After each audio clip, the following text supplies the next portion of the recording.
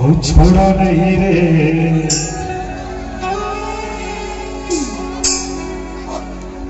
छोड़ा नहीं रे, रंग बिना तो ना बनू, छोड़ा नहीं मैं, छोड़ा नहीं रे, छोड़ा नहीं रे, छोड़ा नहीं रे बल्लू, छोड़ा नहीं रे, छोड़ा नहीं रे, छोड़ा नहीं रे, छोड़ा नहीं रे, छोड़ा नहीं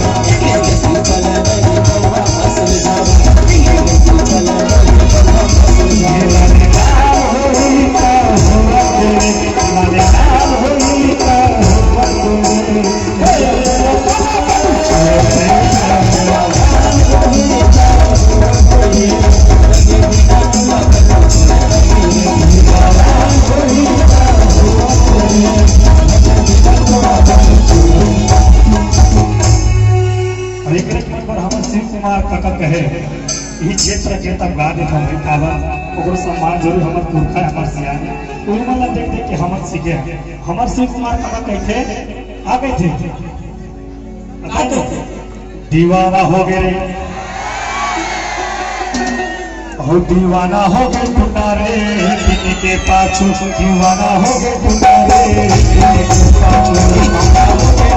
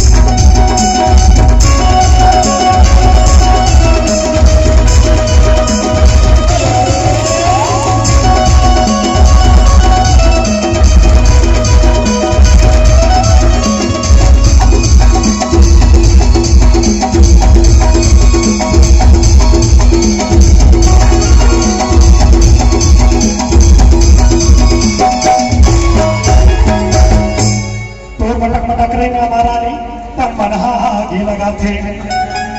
तो बटन में लगे हमारा तन बनवा आगे लगाते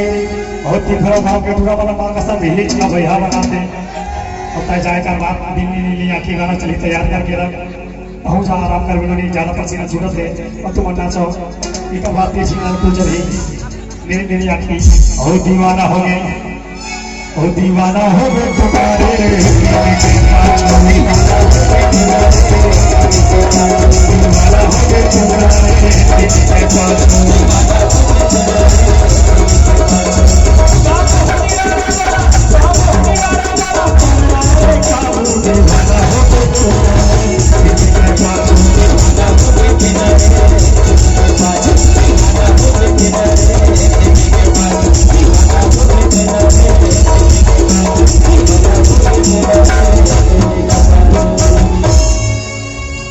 अब शिव कुमार का कल हमारे से ले हम तमोर गुरु जी बाचे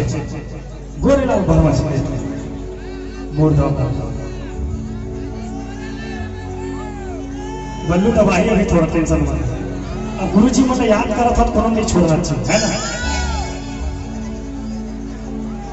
तोर पान मोर पीरती के बंधना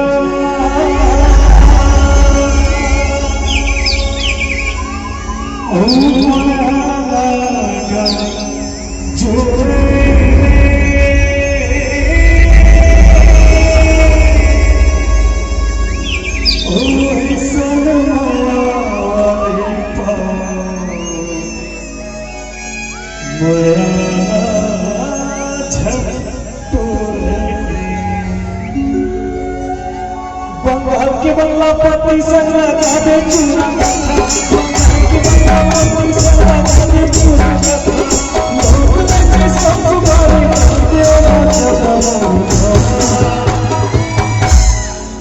मुर्गोले तो रखा दे दिलो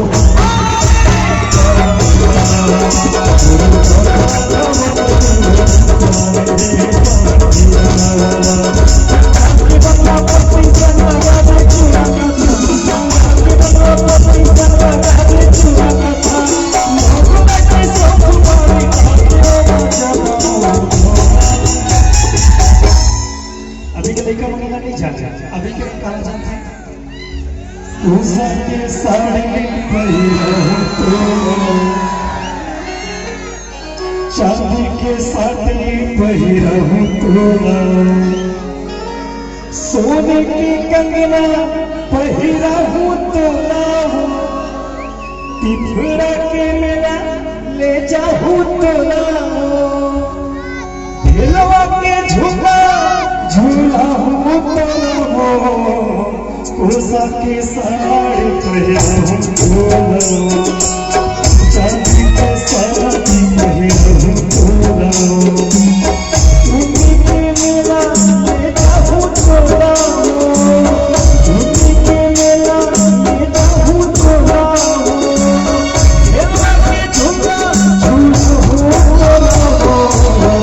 उषा के साड़ी पहिरहूं तोला चांदी के साड़ी पहिरहूं तोला